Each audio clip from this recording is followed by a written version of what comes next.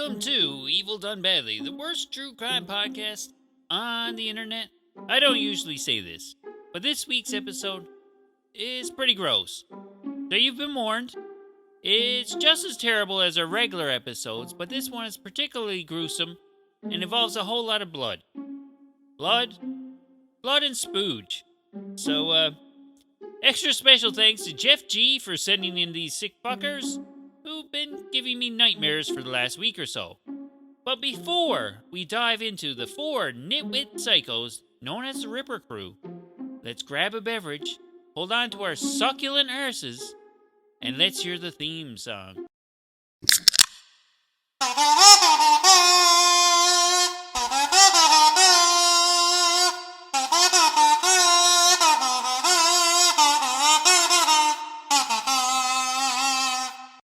This episode of Evil Done Badly is brought to you by the wide world of paranormal investigations and ridiculous thrifter groups over on Facebook. They're both fantastically popular and exceptionally entertaining, and you should definitely be part of it. So get in there and go check it out. Now back to the show. Back in Chicago in 1981/82, there was a half-ass organized crime group /cult operating, and they earned themselves the nicknames the Ripper Crew, or strangely enough, the Chicago Rippers. I'm not sure they exactly qualified as a cult or organized criminals in any way. It just looks to me like it was really just one 30-year-old dude named Robin Gecht, and he was bossing around a 21-year-old named Robin Spritzer, and Andrew Kokorales, and his dim-witted brother, Thomas. The two Kokorales brothers were still teenagers at the time, and with all due disrespect, none of these idiots looked too bright. But it was only Thomas who was formally diagnosed as the nincompoop, so they're not exactly the Gambino family, or the Barbarino family for that matter. I mean, it sounds pretty disorganized to me. And 30-year-old Gecht was obviously the ringleader, and he somehow managed to convince the others to follow along with his quirky perversion. That's putting it a tad mildly. He's a fucking psycho, and he dragged these other three dummies down with him. So, Robin Gecht, he's the leader of this merry band of sickos, and he has a thing for boobs. Not in the normal immature 12-year-old way, oh look, titties type of deal, but in a rather possessive, sort of, carnivorous way. But we'll get back to that later. Let's just start from the beginning. On May 23rd, 1981, the four of these losers, they go out on the prowl. They drive around in their van like a bunch of creepy weirdos, and they happen upon 28-year-old Linda Sutton. They grab her and they toss her into the van. They drive to the exceedingly classy Rip Van Winkle Motel, which was widely known for drug dealing and prostitutes. Classy drugs and hookers, obviously. And where she was sexually assaulted by each of them. She was mutilated, stabbed to death, and left in a field behind the motel. Police were alerted to the scene 10 days later due to the ungodly stench. It was estimated that she had only been dead for about 3 days, so these cunts had been abusing her for the better part of a week before killing her. There were precious little clues left, and a year would pass with no progress made on the case. Now, the next known murder wouldn't happen until May 15th of 1982, almost a year later. 21-year-old Lori Borowski was getting ready to start her day at her real estate job and was in the process of unlocking the office door when two men raced up behind her and tossed her into their van. Her keys and shoes were found outside the office. So she put up a bit of a struggle. She did not go voluntarily. And I like to think she got in a few good blows, a few crotch kicks and stuff like that before she was abducted. Sadly, she would be taken to a hotel where she would be sexually assaulted, mutilated, and killed with an axe. Her body wouldn't be found for another 5 months. Only a few days after the abduction of Lori, these assholes picked up Chewy Mock a young Chinese woman who had just had an argument with her brother. This was in a car as they were moving along, so she hops out of the car and she says, "Fuck this, I'm walking home." Now, she gets picked up by the Rippers in Hanover Park and driven to an isolated wooded area. She would suffer a similar fate as the other two victims, with all the rape and the mutilations, but she would ultimately die from a fractured skull and be buried in the woods.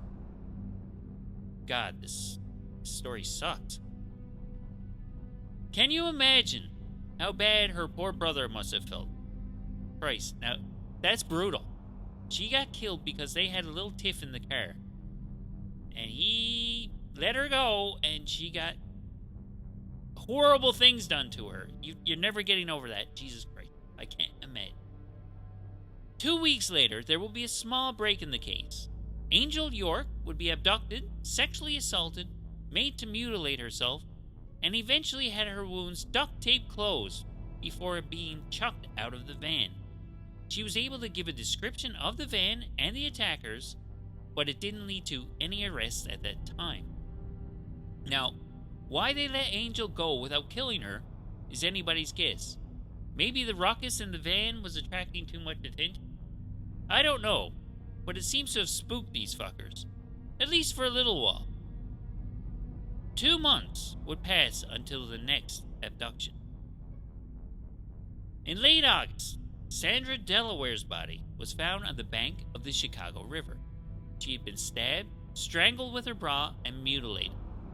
About 10 days later, Rose Davis would meet the same sort of fate and be found in an alley with similar wounds.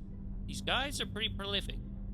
And about a month later, they would go a little off-brand and do a random drive-by shooting of Rafael Tirado and Alberto Rosario. Spritzer and Geck were out driving around, and Geck told Spritzer to slow down so they could get a better look at 3 men who were standing near a phone booth. Geck likes whatever he's looking at, and he tells Spritzer to stop the van. Geck grabs his rifle and his pistol and opens fire on the 3 men. Raphael would be shot in the head and neck and succumb to his injury. Alberto would survive, but he would be paralyzed in the process. Now, as much as Geck enjoyed gunning down random strangers, he finds that there's not really much raping and mutilating involved there. So he gets a hankering for getting back to what he does best, which is raping and mutilating. And later that day, they pick up 20-year-old prostitute Beverly Washington and force her into their van. She gets drugged, raped, mutilated, and left for dead beside a railroad track. She was found and rushed to the hospital, and she would go on to survive and play a huge part in bringing these sickos to justice. Now, Beverly described the main abuser here as, well, he has greasy brown hair, he has mustache, he has a flannel shirt, and square-toed shoes. And she was also able to give a very detailed description of the red van, with a wooden divider, tinted windows, and a roach clip hanging from the rearview mirror. That's pretty good. I mean, we're getting somewhere now. Let's go get them. Okay, let's get these guys. Within the next few weeks, police pulled over a suspicious red van that seemed a pretty good match for what Beverly had described.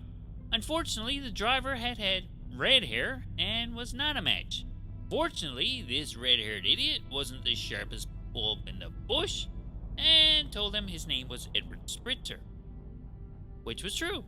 He also told them that the van belonged to his boss, Robin Gecht, and that's also his real name. Score, we are really chugging along here. Spritzer leads the cops to his house, and he knocks on the door, and Gecht comes out. Gecht still has brown hair, and he's wearing another flannel shirt and square-toed shoes. Gecht gets arrested, and then he's let go due to lack of evidence.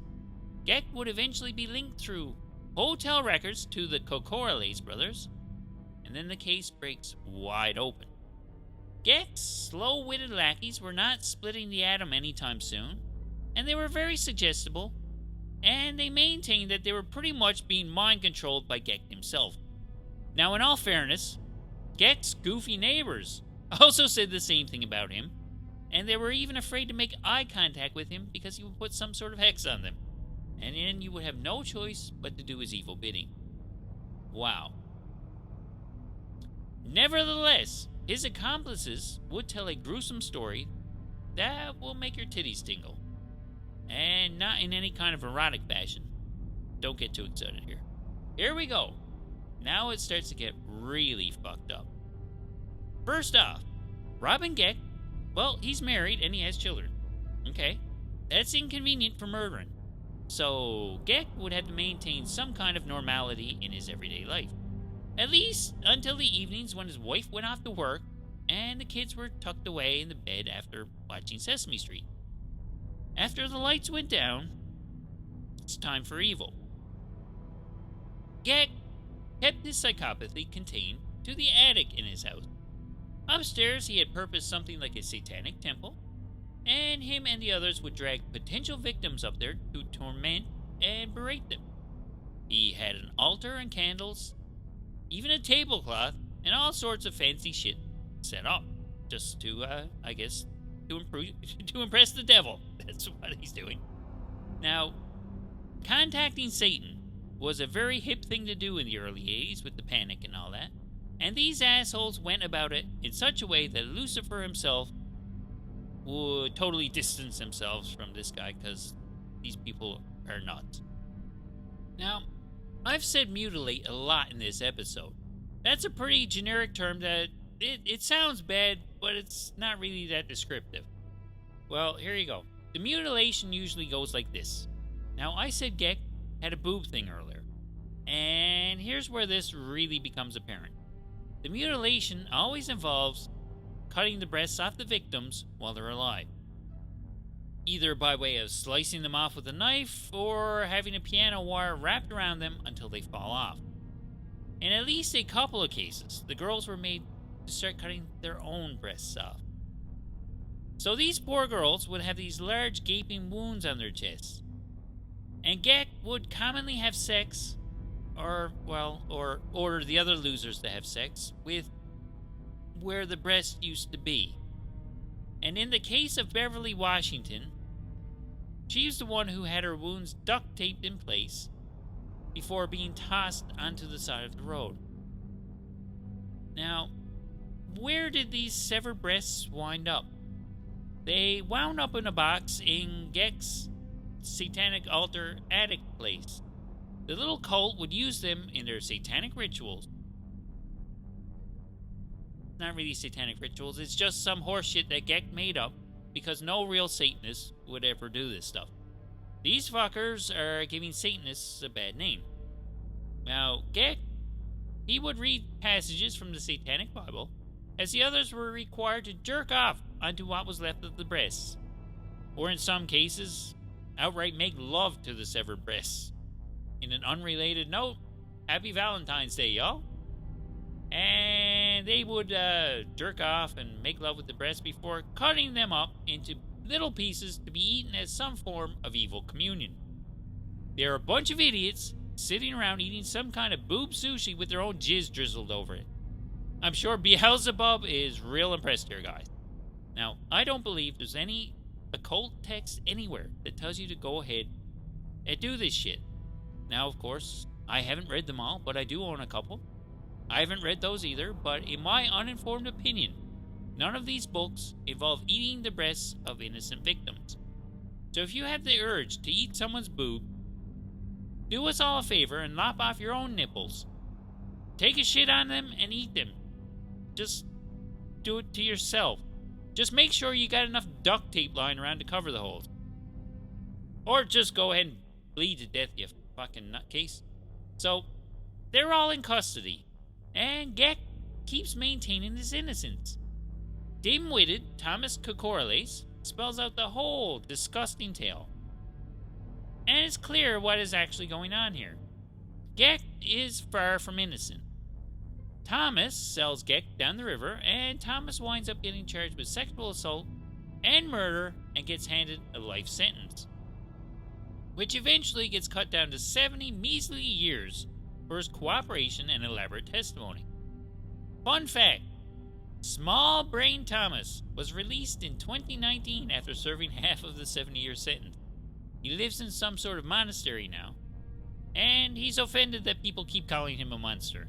If you ask Thomas himself, he is most definitely not a monster. I hear you, sir. Good luck convincing anyone of that. But in 1986, Spritzer gets convicted of murder and kidnapping and gets sentenced to death. Yay! His attorney claims that it is excessive because he's a dummy too, and was only looking for acceptance from Geck. The death penalty sticks until 2003, when Illinois commutes all death penalty sentences to life in prison without parole. Fuck's sakes. He's still alive, and he's in prison somewhere, hopefully having his nipples sawed off, glued back on, and then sawed off again. Andrew Kokorales is convicted of the rape, murder, and kidnapping of Rose Davis in 1985. The prosecution wants him to fry, and the defense claims that Andrew is just another dumb follower of Geck and shouldn't be executed because he's just a lonely moron and he's under Geck's control. The jury agrees and sentences him to life without parole, so he gets lucky for about 2 years. In 1987, Andrew here, he's convicted of the kidnapping and murder of Lorraine Borowski. His luck runs out this time, and the jury doesn't care how stupid he is or what kind of mind control was going on. This time he's really sentenced to death. Yay! And he is quickly executed, 12 years later, by lethal injection. He's the last guy executed in Illinois before they deemed capital punishment unacceptable, which in my expert opinion is quite silly. It's not unacceptable. So that only leaves Geck himself. Now what happened to that guy? You'd think with all of his accomplices spilling the beans, they would have no trouble getting him convicted and fried for a whole bunch of murders and denipplifications. Well, Geck maintains his innocence throughout, and he has a pretty good defense against all his friends' accusations. And that defense is that he's in no way acquainted with these friends, and even if he was, they're all idiots, and you can't trust them. He does his Jedi mind tricks on them, and neither of them would actually testify against him under oath in the courtroom. So that hurts. Now, some women did testify against him, and they stated that he had been weird with them, and that he had asked them to cut off their own nipples for him. And as far as I know, no one volunteered to do that, just so he could get his jollies from it. Unbelievably, Geck is unable to be prosecuted for any of the murders due to lack of evidence. However, he is convicted of the attempted murder, kidnapping, and deviant sexual assault of survivor Beverly Washington. Now, at first glance, you might think that it seems like, well, he gets off easy here. Until you find out, he's sentenced to 120 years in prison for all this nasty shit. Equally unbelievably, he's eligible for parole in 2042. He will be 88 years old, told to go fuck himself, and sent back to his cell where a big cranky bald man will grind off his testicles and stuff them up his arse with a hot spatula. Now, after it all shakes out, between the confirmed and suspected victims, these fools are thought to be responsible for at least 11 deaths and several more assaults in various varieties. These guys are a bunch of cunts, and only 25% of them have been put to death. That's barely a quarter of them. They could have saved a fortune by booking the execution chamber for a party of 4 and just wiping them all out at once. But alas, Illinois likes wasting taxpayer money on keeping depraved, murderous lunatics alive. I don't see the benefit here. I think if you run the numbers, you'll find that dead scumbags are, well, easier and much cheaper to take care of than living ones. And isn't Illinois run by the mob? Christ. Doesn't the mob make people disappear all the time? Let them deal with it. Problem solved. So, yeah, that's what happened to those guys. One guy got killed, one guy got let out, and 2 guys are still rotting away in prison. Hopefully to never get out. One interesting fact about this case is that Robin Geck was at one point employed by one hell of a cunt in his own right, John Wayne Gacy. We don't know if Gacy's influence had any impact on making Geck the sicko that he was, but we do know that Gacy tried to spread the blame for all the dead male bodies that were found under his house. Now, Geck was one of the guys Gacy tried to finger in his own murder spree, but he was never linked to any of Gacy's murders. Gacy got executed in 1994, and I think we can all agree that that worked out pretty good. Geck, well, he should have been hung, electrocuted, burned at stake, eaten alive by weasels, or whatever. I mean, the options are endless. That would have worked out good too, and no one would have complained. And that's all for the Ripper crew. They're a bunch of proper cunts, and I don't want to talk about them anymore.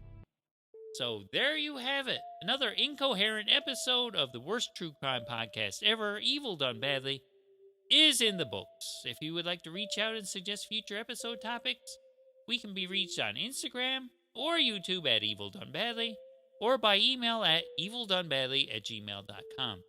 So thanks for checking out this episode. I'm so glad you're here. Tell your friends so that they can make fun of us too. My name is Dick, and I hope to see you next time. Bye-bye.